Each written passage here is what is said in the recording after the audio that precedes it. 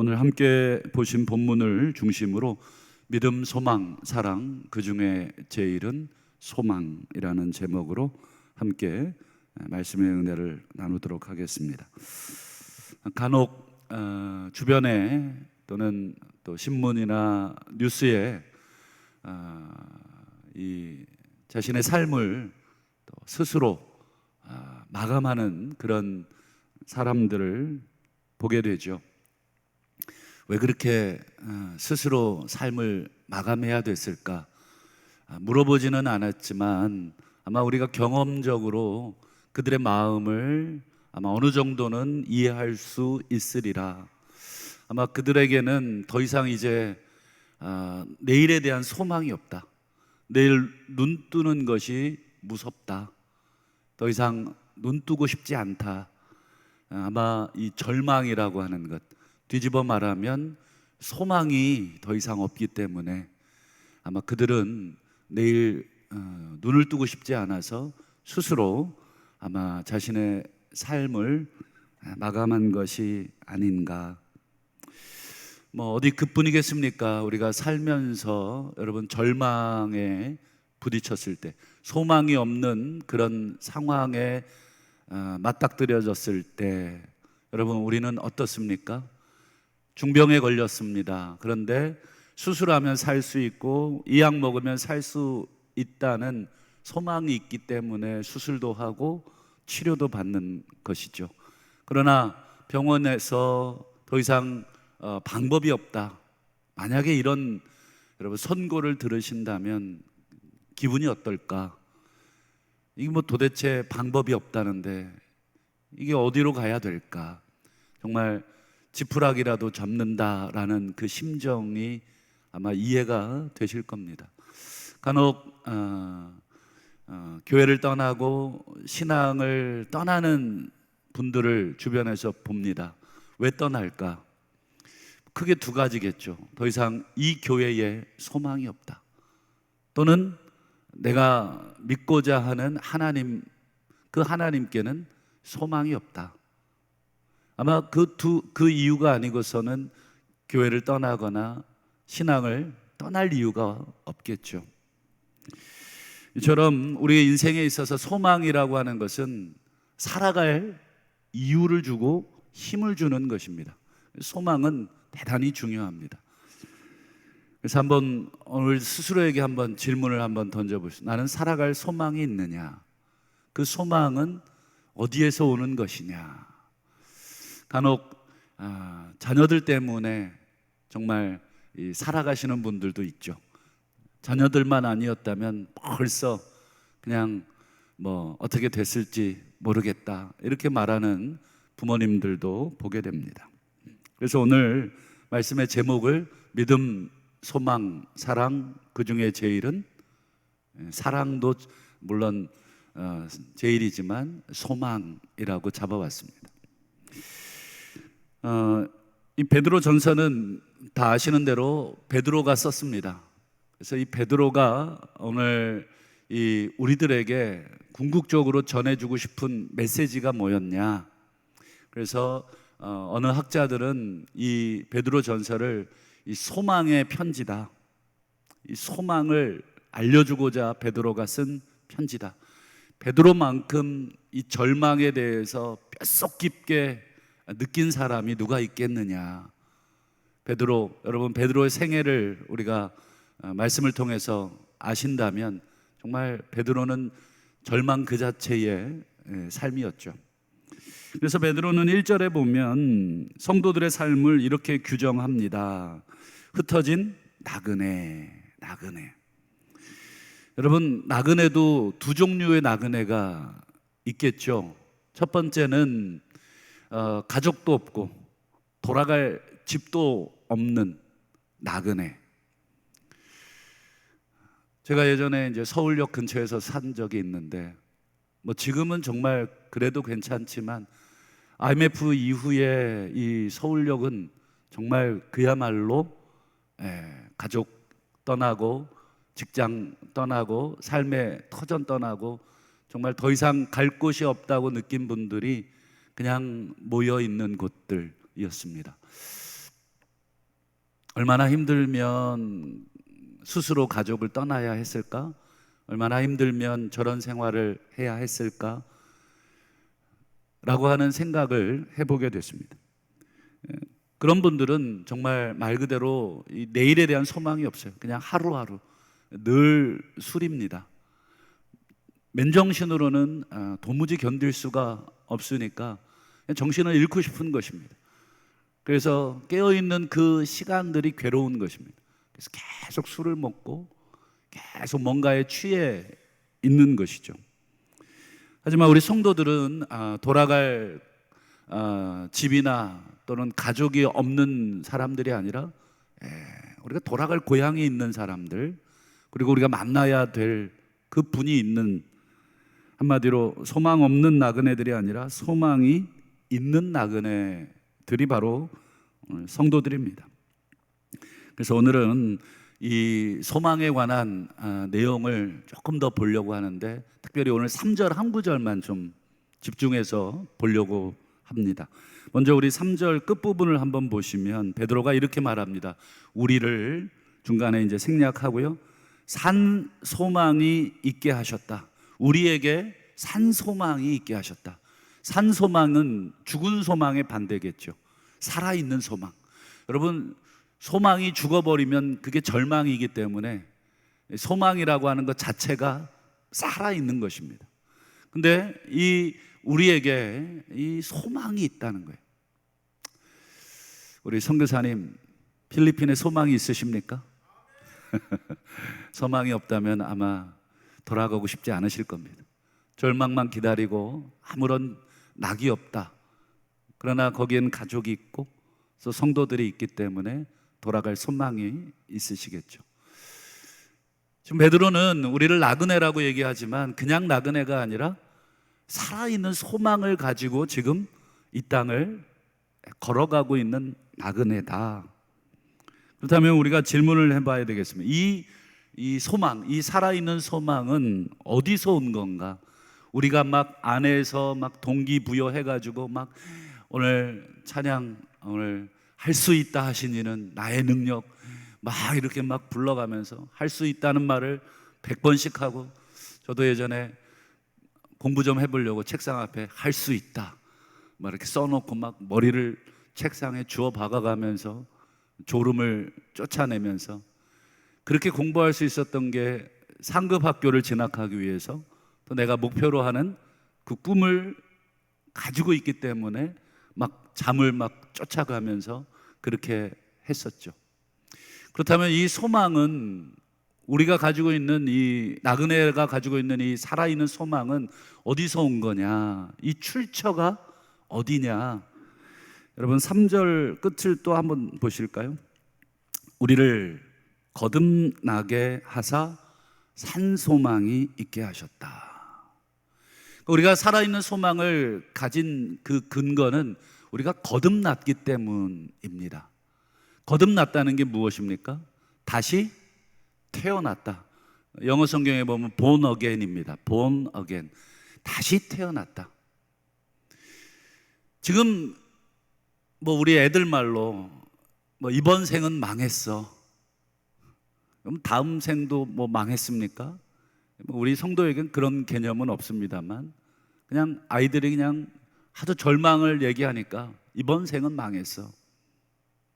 근데 여러분, 성경에 보니까 우리 거듭났다라고 하는 건 그냥 그저 단순히 약간의 개조 정도가 아니라 완전히 다시 태어났다. 그렇기 때문에 우리에게 소망이 있다는 것입니다. 여러분, 다시 태어났다라고 하는 것이 무슨 뜻일까? 한번 생각해 보셨나요? 우리가 예수를 믿으면 다시 태어난다, 이런 말을 많이 들으셨죠. 저도 그렇게 많이 들었고 또 설교도 그렇게 많이 했습니다. 여러분, 다시 태어났다는 게 무슨 뜻일까요? 지금의 이 모습 이대로 다시 태어나면 좋겠지만 이 모습이 만족스럽지 않은 분들은 아마 새로운 모습으로 다시 태어나겠죠. 또 다시 태어났다는 걸 어떻게 정의할 수 있을까? 뭐 우리가 이 짧은 머리로 정의하기보다도 예수님이 가르쳐 주신 그 말씀으로 한번 다시 태어났다는 말을 정의해 보면 요한복음 3장 3절을 한번 보실까요? 같이 한번 읽어주시겠습니까? 시작. 사람이 거듭나지 아니하면 하나님 나라를 볼 수 없느니라. 이걸 긍정문으로 한번 바꿔보실까요?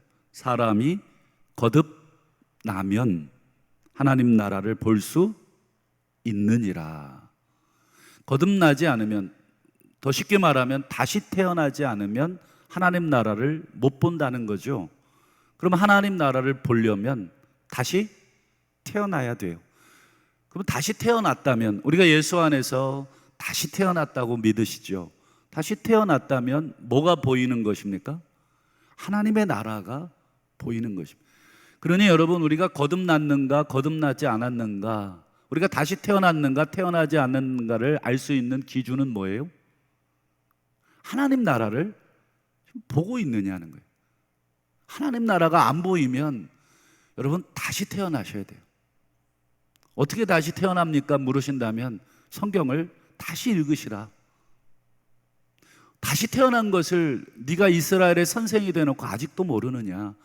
요한복음 3장에 니고데모에게 하셨던 예수님의 책망이었죠. 도무지 하나님 나라 신앙생활을 30년을 했는데, 성경을 30년을 읽었는데 하나님 나라가 보이질 않아요. 하나님 나라가 보이지 않으면 어떤 결과가 있느냐? 하나님 나라에 있는 것들이 전혀 뭔지를 볼 수가 없으면 지금 이 땅에서의 삶을 살아갈 소망이 없다는 것입니다. 우리가 다시 태어났기 때문에 살아있는 소망이 있는 것인데, 다시 태어났다는 것은 하나님 나라가 보인다는 것이고, 하나님 나라가 보이기 때문에 그 소망이, 하늘의 소망이 우리에게 있는 것입니다. 그렇다면 또 질문을 던져보겠습니다. 오늘 질문이 많은데, 그러면 무엇이 우리를 다시 태어나게 만듭니까? 내가 다시 태어나야지, 다시 태어나야지 이렇게 100번 외치면 다시 태어나지나? 그렇지 않죠. 이것도 성경이 우리에게 가르쳐 줍니다. 우리 3절을 다시 한번 보시죠. 계속 이제 거꾸로 앞으로 읽어가고 있는데, 우리가 산소망이 있는데 그것은 우리를 거듭나게 하셨고, 이 모든 것은 다 그 앞에 많은 긍휼대로입니다. 그분의 많으신 긍휼, 즉 하나님 아버지의 많으신 긍휼을 사랑으로 바꾸셔도 되고, 여러분들이 원하시는 그런 표현으로 바꾸셔도 됩니다. 하나님 아버지의 그 크신 사랑 때문에 우리가 다시 태어나게 되었고, 우리가 다시 태어났기 때문에 하나님이 계신 하늘을 볼 수가 있게 되었고, 그리고 하늘에 하나님께서 우리를 위해서 간직하고 계신 4절의 말씀인데, 그 소망을 우리가 갖게 되었다. 점점 베드로는 한 절 한 절이 어떻습니까? 다 의미가 있는 말씀들이고 다 연결이 돼 있는 말씀들입니다. 그러면 마지막으로 한 가지 우리가 더 생각해 볼 게 있습니다. 하나님의 그 크신 긍휼, 그리고 우리를 거듭나게 다시 태어나게 하신, 그리고 하나님 나라를 보게 하시고 살아있는 소망을 우리가 갖게 하셨는데, 이 모든 것을 가능하게 하신 가장 핵심이 있다는 거예요. 그게 뭐냐? 우리 3절을 이제 완전하게 한번 보실까요? 그의 많으신 긍휼대로 하나님의 이 크신 사랑으로, 그 다음 보세요. 예수 그리스도를 죽은 자 가운데서 부활하게 하심으로 말미암아 우리를 거듭나게 하시고, 우리를 다시 태어나게 하셔서 살아있는 소망을 보게 하시고, 그것을 갖게 하시고, 그것을 사모하게 만드셨다. 여기 보면 결국 우리를 살아있는 소망을 갖게 한 것은 예수 그리스도의 부활입니다. 부활. 예수 그리스도의 부활이 궁극적으로 우리를 다시 소망 가운데 살게 하신 가장 큰 핵심이라는 것입니다. 여러분, 부활이 얼마나 중요하냐? 예수님이 부활하지 않았다면, 우리가 믿는 예수님이 부활하지 않았다면 우리도 부활은 없습니다. 그래서 여러분, 고린도전서 15장 소위 부활장 아시죠? 여러분, 이 부활장에 보시면 사도 바울이 이런 말을 합니다. 만일 우리의 소망이 이 세상의 삶뿐이라면, 만일 우리가 소망하는 소망이 이 세상뿐이라면 우리는 모든 사람 중에 가장 불쌍한 사람입니다. 이 세상의 삶뿐이다. 이 세상뿐이라는 말은 부활이 없다면 이란 뜻입니다. 바울에게 있어서 부활이 없다면 우리는 너무너무 불쌍한데, 그냥 불쌍한 정도가 아니라 모든 사람 중에 제일 불쌍하다는 거예요. 왜요? 우리가 지금 예수를 위해서 이러한 삶을 사는 이유, 우리가 예수님을 위해, 복음을 위해서 이렇게 고생하는 이유, 이렇게 고난을 받는 이유, 모든 것들을 다 내려놓는 이유가 부활의 소망 때문인데, 부활 때문인데, 부활이 없다면 내가 뭐 하려고 이렇게 살겠느냐는 거예요. 내가 뭐 하려고 이렇게 여러분 살겠습니까? 이렇게 살고 싶은 사람이 어디 있습니까? 세상에서 예수 믿는 것 때문에 손가락질을 받고 불이익을 당하고 손해를 보고 참아야 하고, 여러분 뭐 하려고 이렇게 사십니까? 우리 선교사님 뭐 하려고 청춘을 필리핀 그 빈민촌에서 바치셨습니까? 그들이 선교사님한테 단돈 10원 한 장 주신 적도 없으실 텐데, 아마 부활의 소망, 그것 때문이죠. 그 사도 바울이 여러분 재판받을 때 나는 부활의 소망 때문에 재판을 받습니다. 사도행전 22장에 보면 그런 얘기를 합니다. 나는 이 부활 소망 때문에 지금 이 고생을 하고 있고, 내가 부활의 소망 때문에 지금 여러분들 앞에 신문도 받고, 내 부활 소망 때문에 지금 매도 맞고, 내가 부활 소망 때문에 지금 여러분들 앞에 이 치욕을 당하고 있습니다. 부활 소망이 없으면 나는 이렇게 살 사람도 아니고 그렇게 살 이유도 없습니다. 그러니 여러분, 이 부활이라는 것은 너무너무 중요한 것입니다. 여러분 3절의 말씀을 종합해 보겠습니다. 3절의 말씀을 종합해 보면 여러분 크게 네 가지로 여러분 종합을 해볼 수 있는, 첫 번째, 그의 많으신 국률. 여기서 그는 누구이십니까? 하나님이십니다. 하나님, 성부 하나님.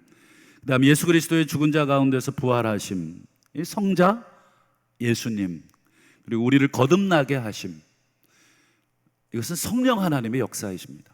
그러니 여러분 1번, 2번, 3번은 전부 다 성부, 성자, 성령 하나님의 이 모든 것이 집약이 돼서 여러분 살 소망이 없는 우리 인생들에게, 죽을 수밖에 없는 우리 인생들에게 더 이상 소망이라고는 이 세상뿐인 우리 인생들에게 살아있는 소망을 주셨어요. 우리의 눈을 열어주셔서 하늘을 보게 하시고 하나님을 보게 하시고 이 지긋지긋한 이 인간들 세상 속에서 다시 한번 하늘을 바라보고 소망을 갖게 하신 분이 누구신가? 성부, 성자, 성령.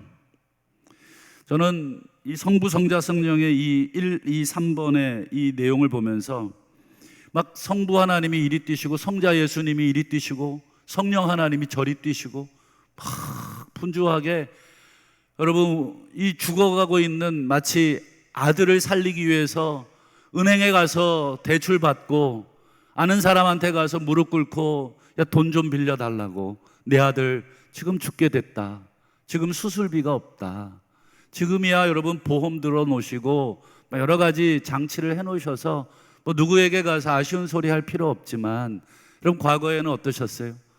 큰 수술 한번 앞두면 수천만 원 여러분 깨지는 건 일도 아니잖아요. 급전이 필요해서 여러 곳에 달려가서 여러분 구걸하시는 그 자존심 다 내려놓고 여러분 이 자식 때문에 여러분 그렇게 하는 모습.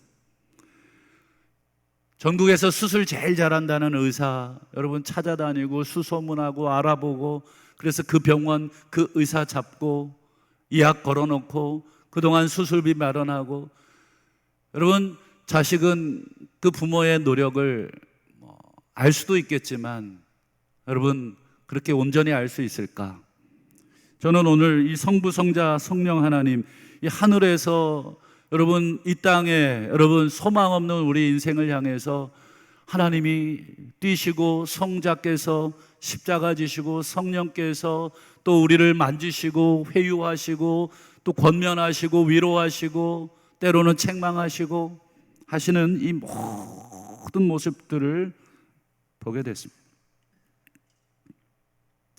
여러분, 그런 하나님을 여러분 우리는 어떻게 해야 합니까? 우리 3절 맨 앞에 보실까요? 우리 주 예수 그리스도의 아버지 하나님을 찬송하리로다. 여러분, 이 모든 것을 다 알고 있으면 나오는 건 뭐예요? 찬송뿐입니다.